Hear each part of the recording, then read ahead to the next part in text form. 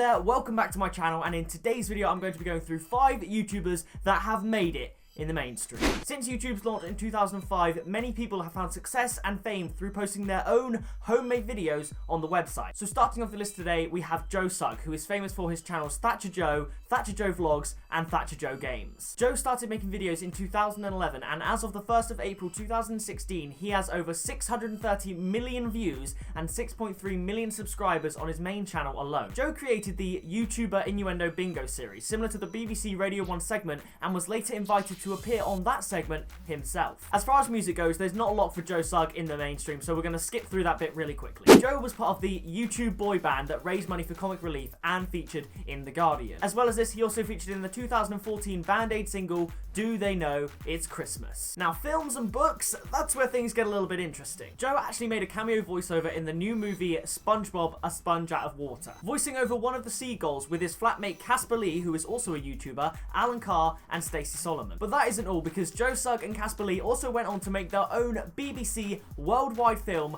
Joe and Casper Hit the Road. A road trip, doing real work, 1,000 miles, one brain cell.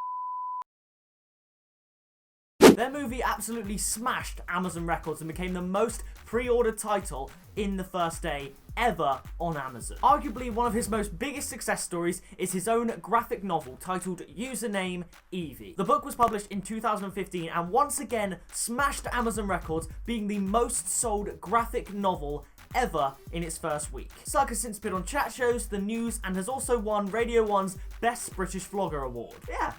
It's safe to say that Joe Sugg has quite a presence both online and in the mainstream media. And as long as he has millions of fangirls that will listen to whatever he says, I'm sure the mainstream media will remain interested. Moving on to number 2 in the list, we have the most subscribed YouTuber on the planet, PewDiePie. His full name is Felix Arvid Ulf Kjellberg, and he's been making videos since 2010 and has since amassed over 43 million subscribers. Not only that, but he is also the most viewed channel on YouTube with over 11.6 billion views.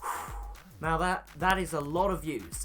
In 2014, PewDiePie actually starred as himself in 2 episodes of the 18th season of South Park. But what are you watching? How's it going, Res? My name's PewDiePie. He's also appeared as himself in the YouTube Red original series Scare PewDiePie, as well as chat shows in America, such as The Late Show with Stephen Colbert. In a survey commissioned by Variety, PewDiePie ranked more influential on Americans aged 13 to 18 than Katy Perry and Jennifer Lawrence. That's quite an influence he has. His subscriber base is actually larger than the population of his home country, Sweden. PewDiePie has also won Streamy Awards, Shorty Awards, Teen Choice Awards, and more. Moving away from TV, in late September 2015, PewDiePie launched his own video game, PewDiePie, Legend of the Brofist, on iOS and Android devices. Similar to many other YouTubers, and only a month after the release of his video game, PewDiePie released This Book Loves You, his own book. Penguin Group released PewDiePie's book, and since then it has become a #1 New York Times bestseller. Now, when it comes to accolades for books, it does not get much better than that. Making an estimated $12 million last year, it's clear that PewDiePie has certainly had a lot of YouTube and mainstream success. Slotting in at number 3 on this list are Dan and Phil. Dan Howell and Phil Lester are one of the best known duos on YouTube, with Dan and his main channel Dan Is Not On Fire, and Phil and his main channel Amazing Phil. They've done other channels together, including the Super Amazing Project, Dan and Phil Games, and Dan and Phil Crafts as an April Fool's joke, which turned into a channel with nearly 500,000 subscribers. Actually, their channel did reach 500,000 subscribers on the 2nd of April 2016. April Fools. But on their main channel alone, they have a combined total of 9.1 million subscribers and a total of over 1 billion views across all of their channels. Now, Dan and Phil is an interesting case. They've probably had the most involvement out of all of the YouTubers on this list in the mainstream media. Dan and Phil is actually the title of their award-winning BBC One radio show. After doing a variety of other work for the BBC, such as one-off Christmas shows and work at the Edinburgh Festival, it was then decided that they would have their own show on Sundays from 7 PM till 9 PM. The show aired on Radio 1 every Sunday evening for a couple of years. The show's successor, The Internet Takeover, then began airing in September 2014. The show was one of the most listened to on the website and actually won the Sony Golden Headphones Award. Unlike many other radio shows, the entire show was visualized, allowing viewers to go to the BBC website and watch it streamed live, as well as listen to it if they wanted to. This is the way the BBC brought in elements of a YouTube video and used it for a radio show that ultimately made one of the most successful shows the radio station has ever had. Is that an exaggeration? No, I don't think it is, actually. Since 2014, Dan and Phil have also hosted the worldwide YouTube live stream of the Brit Awards, which is a pretty mainstream event, I'm sure you're aware. Dan and Phil also had cameo voice appearances as Technician 1 and 2 in Disney's Superhero 6, although this version isn't available for the UK home release. I know I said Superhero 6 instead of Big Hero 6, but let it slide, okay? Okay, you get the point. And going back just a couple of months, in February 2016, Dan's own BBC documentary, The Super Gamers, was aired. But that is not all. Dan and Phil also released their own book, and along with that, a worldwide book tour. When I say worldwide, I mean they had a tour in the UK, and due to the success of that, they're then going to America in late April 2016. Their tour actually begins at one of the biggest YouTube events in the world, Playlist Live, in California. Their book is called The Amazing Book Is Not on Fire, which, as you can tell, is a combination of their name, and it culminates everything about them and their channels with inside jokes that their fans go crazy about. As far as fandoms go, they probably have one of the most loyal fandoms on the entire internet. The book topped the general hardback Sunday Times best-selling list, selling over 25,000 copies in the UK alone in its first week of release. And then, similar to PewDiePie's book, it also later became a New York Times bestseller in the young adult genre. And as well as this, Dan and Phil's simple little YouTube video, The Photo Booth Challenge,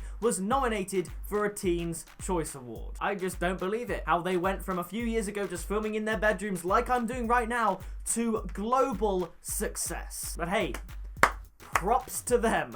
At number 4 on this list, we have YouTuber KSI OLAJDBT, which was later shortened to KSI. KSI's channel boasts 12.3 million subscribers and has over 2.4 billion views. In contrast to the other YouTubers in this list, KSI's mainstream media involvement has actually been primarily through music. In 2011, with a fellow YouTuber Randolph, he released a rap song called Heskey Time. This was a song about the footballer Emil Heskey, released on iTunes just before Christmas in 2011. A lot of his earlier songs are football themed because the videos he makes on his channel are primarily football gaming videos. He's had a chance to meet many big names in football as a result of his growing YouTube career, and has actually made videos on his channel with footballers such as Yaya Toure. Moving on a few years, KSI released his first single as a solo artist in March 2015 with his song Lamborghini.